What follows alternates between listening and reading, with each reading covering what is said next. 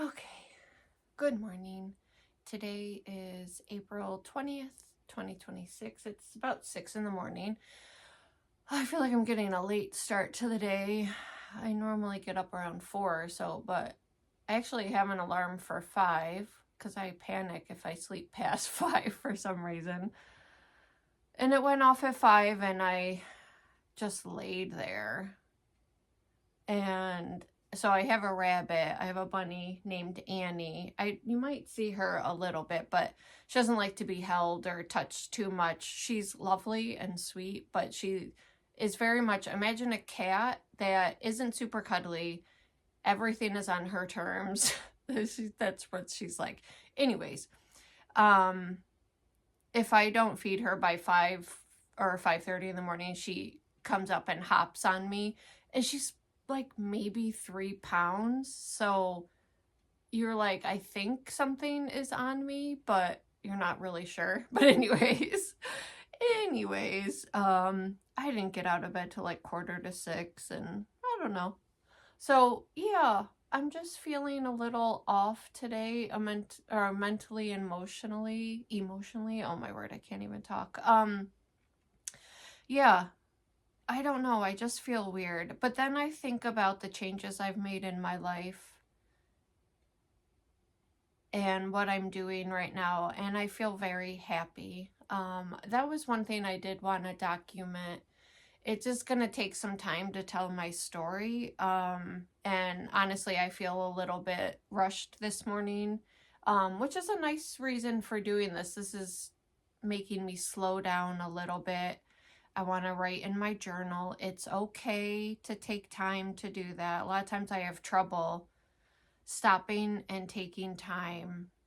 I always feel rushed. But that was one thing I think about as we get older. Time just moves so fast. It's so sad. It's so hard. I mean, it's frustrating because there's not enough hours in the day to get stuff done, but it's also just sad because I want more time with people. And yeah, so one thing I've definitely learned is take time to be with the people that you love, because it's not always going to be like this. Anyways, wow. Okay, let's not start the day on a sad note. Yeah, so I'm very happy about the changes I've made. So in 2017, I moved up here. In 2016, I graduated Syracuse University with a painting degree and a minor in art education. And what I wanted to do was to teach art in most likely a museum, but just in an alternative setting. I didn't really like schools. I hated walking into the school to do the, like, not even student teaching, but it was just some classes that we were going into schools for a semester and helping with classes. And I loved, being with the kids. I just hated the school environment. I'm not sure what it is about it. So anyways, I decided I want to be a teacher, but I am a teacher. I was a teacher, but I don't want to teach in schools. I taught homeschool art class, ran my own business for a few years teaching classes, and that's kind of where I got the bug for being my own boss, and teaching outside of a traditional school setting. So anyways, then Ian died, and then, so fortunately I graduated from SU the year before he died, and so that was good, or else I would never have completed my degree. So here I have this expensive degree from SU. I deal with a lot of regrets from that. I kind of feel like ultimately in my life it wasn't really necessary, because the job I ended up getting, not that they didn't care that I had a degree, but I don't know, maybe it would have been different. Anyways, I guess we'll never know. So Ian died 2017 in February, and I moved up here around March 2017. I think I said this another time, I couldn't work. What I had been doing was working at Starbucks down in Syracuse, because I had been going to school and working full-time at Starbucks. And our plan was to move to Philadelphia. We were putting the house on the market. It was on the market. Our house was we were packing up. We weren't really at the point where we were looking for places down in Philly too much. We had gone down and kind of scoped out, and the plan was for me to continue my education and get my graduate degree in painting, and then go on and teach in colleges and universities. Maybe I wanted to teach painting. I'm a painter. I'm an oil painter, figure painter. I guess my main subject is people. Not exactly portraiture, but full figure. Think Alice Neal. Look up Alice Neal and you'll get an idea of what my style, kind of, but also my subject, what I like to paint. Yeah, totally lost track. But anyways, that was what we were going to do. And then when he died, I moved up here to the North Country in New York State, way up north. We're along the St. Lawrence River. I don't have to go very far to see Canada across the river, so we're pretty far north, opposite end of the state from New York City. And yeah, so when I moved up here, I couldn't work. Everything was just so different, but what I could do was make soap, because I had been making soap since 2000 maybe, or just before 2000. So I'd been making soap for a long time. Ran a very small side business while I went to school, while I worked at Starbucks, called Girl Soaps. And that's kind of where this project has stemmed from. I wanted to be authentic and to share my struggles with people as part of my small business. And so that's where this project stemmed from. But anyway, so I decided I didn't want to lay on the couch and throw my life away after he died. That's not what he would have wanted. I wanted to make him proud of me. So I decided to just go ahead and start making soap again, because I could do it without thinking. And so Girl Soaps became an actual business, and I started selling soap up here. Yeah, and so it was going great. It was going really well. I always had this little bug in my head, this little worm that was like, you have an expensive degree from SU, and here you're running your own business. You're not even using it. I mean, of course, there's no waste of knowledge. Everything I learned at SU, I was implementing in my business. I mean, you know, the really great thing about my education at SU is I did end up taking several business classes because I knew the route I wanted to take was self-employment, basically. So working at Starbucks right at the university, most of the customers that came in were either college students or professors. So I got to know so many different people from so many different fields of study, and they invited me to sit in on classes. So I got to take a lot of classes for free. Really interesting. I wouldn't do the whole class, but I would sit in on periodically on classes. So it was awesome. I got a really wide, round education. I don't know how you say it. So I did, you know, of course I did use all my knowledge building my business, and I probably couldn't have done it without it. So I do use my education all the time, my degree. Anyway, so that was running really well, and it just takes time to build a business. And so I was getting customers, I was building a nice base, I was, you know, really fine-tuning my recipes. I had been making these recipes for years, but once you transition to selling more than just making to use it yourself, you really have to fine-tune everything, and you have to standardize everything so that every single time I made a batch, I was making it exactly the same. And so that took a lot of work. But it was fun. I absolutely love it. I love the research part. I love, for as artistic and right-brained as I am, I'm very left-brained as well. I love lists. I love organizing.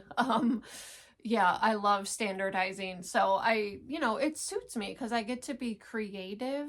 But I also get to indulge in my nerdy side and, make sure everything is perfect and write things down. And I don't know, it's a wonderful combination of stuff for me.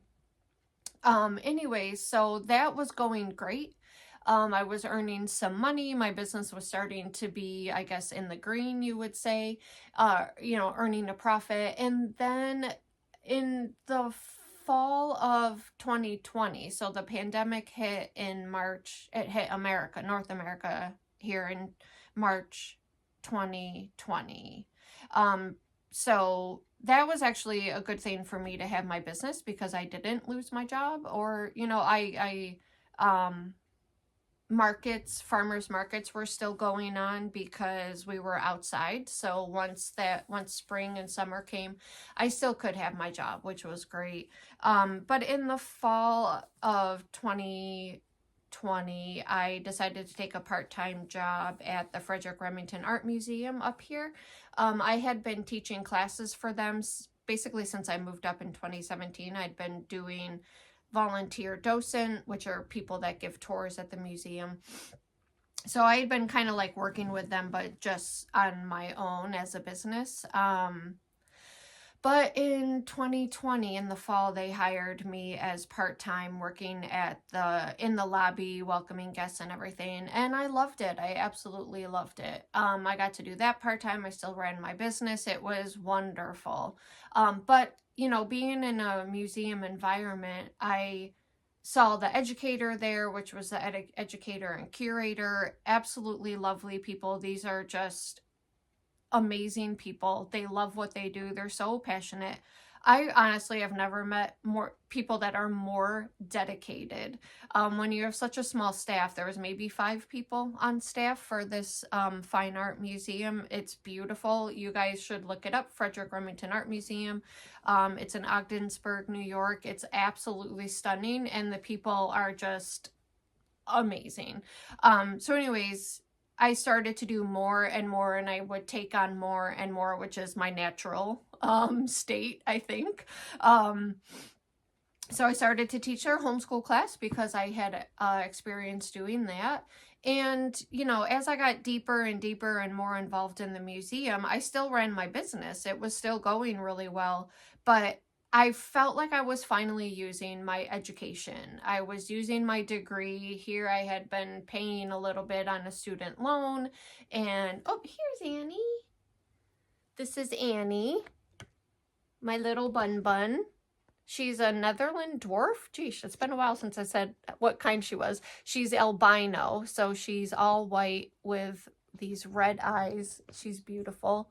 She's a sweetheart. Hi, baby. Anyways, oops. So I felt like I was finally using my degree.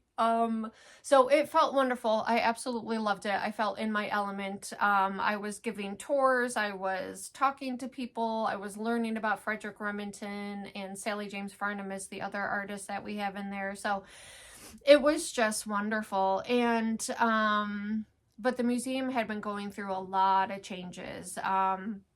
Since the pandemic, they had but their executive director retired after many, many years. And they kind of, had a couple interim directors. So there was some transitional phases that I was there for. And it was kind of a wild time. So then their educator / curator, when is it? So this year is 2026. So I would say 2023, I think. Right around this time, maybe, in the spring, she got another job and moved. So, it kind of felt like these people who were integral to the museum, and the executive director retired. One of the secretaries that had been there for a very, 25 years or so, had left, and then the educator, and, so it kind of felt like bits and pieces had been falling away. And because of those things falling away, we got a new executive director in, and she saw my experience, and she saw what I had been doing with the homeschool program and the tours and the docents and everything there. And she asked me if I wanted to go full-time. She offered me a full-time position there as an education, like an educator. And of course, that was kind of my dream. That was my dream job. That's what I wanted to do, to run an education program, to keep doing what I was doing with tours and the homeschool program, but build more. And, you know, focus on building their education program. So I had a decision to make. I had to decide whether I was going to keep running my business and work part-time, or was I going to flip-flop it and do full-time at the museum. And I was planning on lightly running my business. Like, I wouldn't do markets anymore or really many shows, but I would still make product, and if people wanted, they could reach out to me. I had an Etsy shop online, but that's basically all I had, was an Etsy shop online, and I sold in person up here, either through market or shows through the chamber. So I had to decide, and it was a tough decision, but actually it was a pretty tough decision, mainly just because I knew how much I had put into my business, and having it, you know, it was growing and growing, and finally after 3 or 4 or 5 years or whatever, I felt like I had a great customer base. I had lots of Etsy sales every month, and it takes time to build up to that. So I don't want to say I was hesitant, because I knew I wanted it, but I also didn't answer right away. I took my time. I talked to my family, you know, thought about it. And I decided to do it. I was like, Julie, you're being offered your dream job. Why would you not take it? And so I did, and it became a huge part of my life, and the women working there. So right around that time, we also lost our marketing manager, the woman that did the marketing. So we had a new executive director. They hired a new marketing manager. They eventually hired a new curator, and then also I can never remember what her old title was, but anyway, she's basically an assistant director. So 4 new people on staff, including the executive director, and then me. I had been with the museum for a few years, so I knew how it ran and how it worked and everything. So I had only been there, 5 years at the time, or 4 years at the time, or 5 years maybe. But anyways, so lots of changes, kind of uneven ground that we were working on, but I'm telling you, the most amazing people you'd ever want to meet. They're just so kind and genuine and caring. The dedication people have shown to that place and are showing to that place is staggering. I just absolutely will treasure them forever. Yeah, so I decided to do it, and it was such I say all-consuming, and not necessarily in a negative way. I just mean that I was so dedicated and absorbed by the job and focused on the job that I did not have mostly the mental capacity after work to do anything with soap. So unfortunately, I did kind of just let that rest. People did contact me for product, and that was fine. I did that, but honestly, my job there as educator was so all-consuming that I had no time left over really for much else. So yeah, it was very interesting. So that was in 2023, I guess, right around this time in the spring when that transition happened. And yeah, so we're going on 20 minutes here, so I think that's enough documenting that part. I'm gonna finish my iced coffee that I usually make coffee the night before, and I have it cold in the morning. Yeah, it's a dreary day out. Spring. I'm not a huge fan of spring because it's always dreary, cold, and wet. So Saturday, it's Monday. Saturday was almost 80 degrees, sunny. It felt like summer. We all felt like we could finally breathe again. And then yesterday it snowed, and it barely got into the 40 degrees. And today it's kind of looking on that track. It's pretty much the weather forecast says it's going to be in the 50s for the next couple weeks, rainy on and off. Oh, summer is coming. We just have to wait for it. It doesn't help the mood. All right. I guess that's about it. I guess I have to stop talking and actually get started with my day. So, okay. Thanks for listening to me, guys. All right. Have a good one. I'll see you later.